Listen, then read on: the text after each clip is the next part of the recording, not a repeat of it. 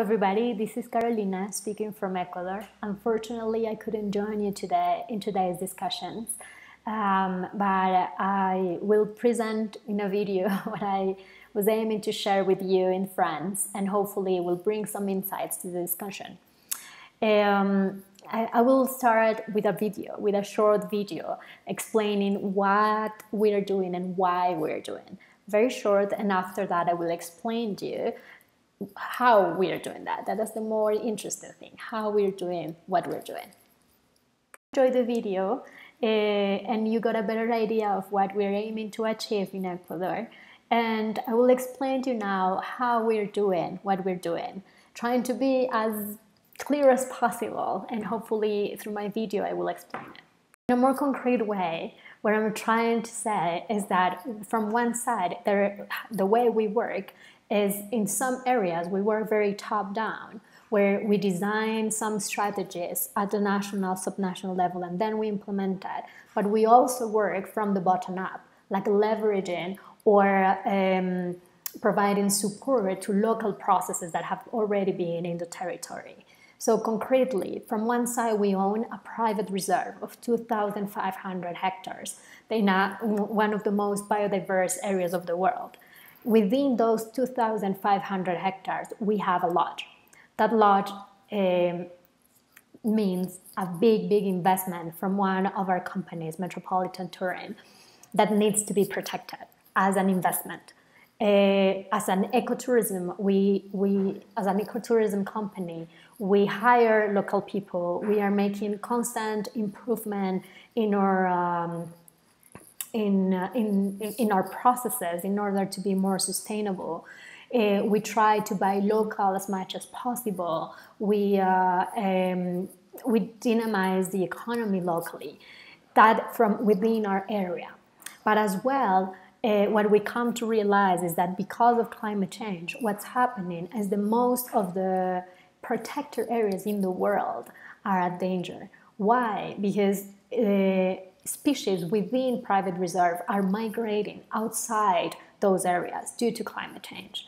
So what we need to do is our investment of our lodge is not safe if the forest is not protected in the very long run. So the only way to ensure that is from one side to work in sustainable land use around our private reserve, and then to build ecological corridors in altitude so species can migrate in the long run. So this is what we are doing and why we're doing. So the company is responsible for their carbon emissions. They make their effort internally to reduce those carbon emissions, and the portion of the emissions that they cannot reduce, they are compensated through Fundación Futuro. That we receive those funds, we have an internal price of carbon for our companies. We receive those funds in a trust fund, and we reinvest in conservation and restoration of the areas surrounding our private reserve and in the corridors. How that it means, it's a financial mechanism to ensure that the land use around the area where we work is sustainable. So one of the examples is investing or paying people who owns other forests around a reserve to protect the forest instead of putting it down. If you have a person that works in unsustainable agricultural practices, what we do is we invest in the restoration of the area, and we change practices to an agroecological model. In that order, they can have agriculture, but in a more sustainable way. On the other hand, if you have cattle production, for example, that is one of the biggest threats for biodiversity as well. You invest in sustainable cattle production, and on the other hand, you reforest or you restore areas that were previously damaged. And in that way, you support and you impact in the territory. So we have a huge incidence in how land is used around this area. That is a very concrete example of how we are doing, why we're doing. And responding to some of the questions that you might be addressing during this conversation is what is the role of partnerships? We absolutely are not doing this by ourselves. So we are a small NGO who partners with other organizations, local organizations that have a lot of experience in the territory. And they are the ones doing the job in the ground. Without that, that's absolutely not possible. The most important partnerships for us are local people. Local people are the ones who are living there, the ones that are every day struggling with everything that's happening there, and they have to be on your side. But on your side, not only convinced that you're doing nice things, but they are involved in the co-creation of what you are doing. So coming back to the example of agroecology, for example, we're not imposing those new measures. There's a group of agroecological farms in the area that they have at their stake that their neighbors become agroecological. They produce agroecological products as well. So they will be keeping the process in the ground running without us. So what we are doing there is catalyzing some local processes that will have an impact in the territory. It's the same case with education, for example. We are improving the level of education of rural areas, of the rural communities around our reserve, supporting what the government should be doing, but they don't have the necessary resources to do it at the moment. So there's a lot of those small schools around those in those rural areas that have very poor conditions. So improving that, we are supporting what the government is aiming to do, and what we hope is that progressively the government will take over what we are currently doing. That's another example. How companies address challenges of development. So there's very different ways. From our experience, what we do is what it is at our heart and where our know-how and is. In the case of the companies, we have a lot of know-how in tourism, for example. So supporting local community tourism projects is something we could easily do. Other types of development is like agriculture production. It's another way.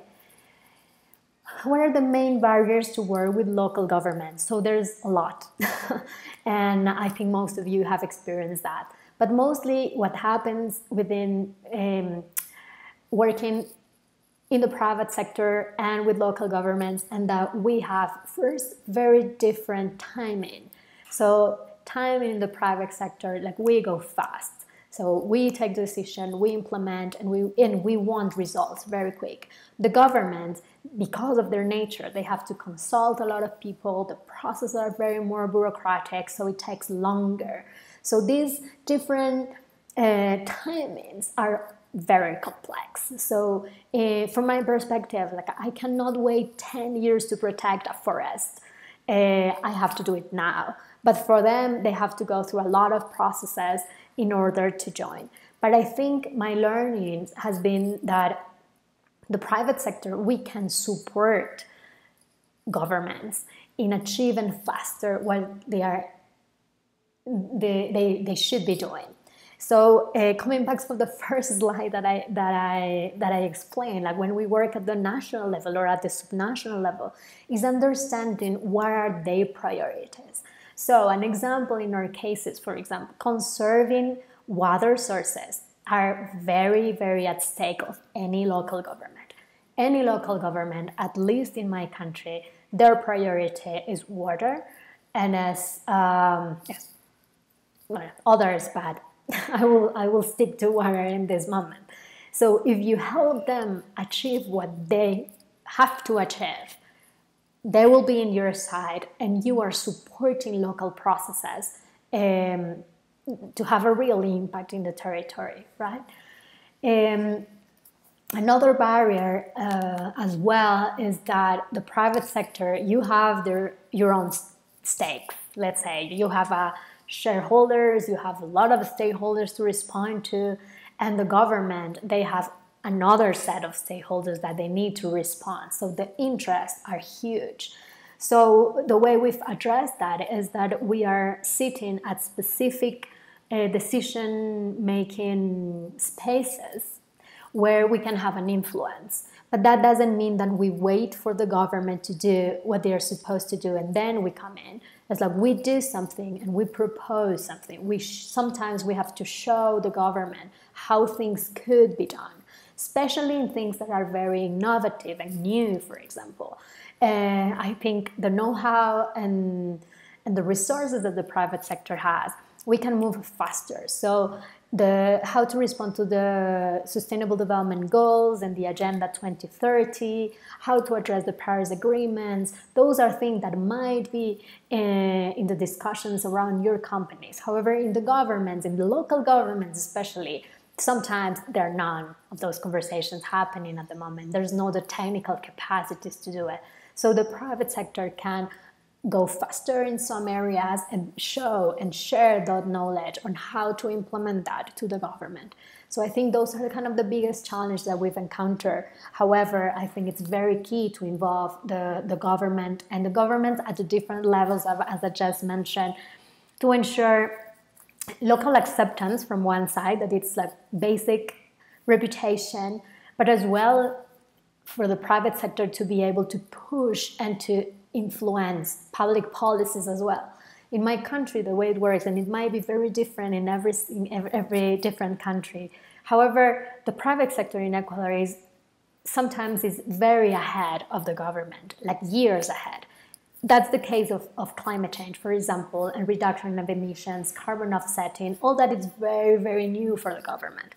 There's not even the legal framework to work clearly with that. So it's actually very convenient in sometimes that you are the one doing it and showing and inviting them that they could do that as well. So that's another thing. It's like there's a lot of opportunity for us to implement public policies that are not yet there. Another question that I saw in Janina's email was like, do they consult the community? So absolutely. The way we work at Fundación Futuro and with the communities we're involving, the very, very first step of our intervention is visiting those communities, understanding their dynamic, their needs, etc., and seeing how what they need and what we are good at could match that. And the very first step for us is to build a common vision of what we would like to achieve in that partnership and go from there. So that has been successful for now. It's not easy as well. It's another little type of government within each community. There's power relations and inequalities and everything. So we do consult the community, but not only, I will say, we don't only consult. We do co-create with them what we're aiming to achieve. Well, thanks for listening. I hope my insights were helpful for the discussions you will have today. And please follow us on Instagram or on our web, LinkedIn as well. And hopefully I will meet some of you or all of you in another forum or in another moment. Have a good luck and greetings from Ecuador.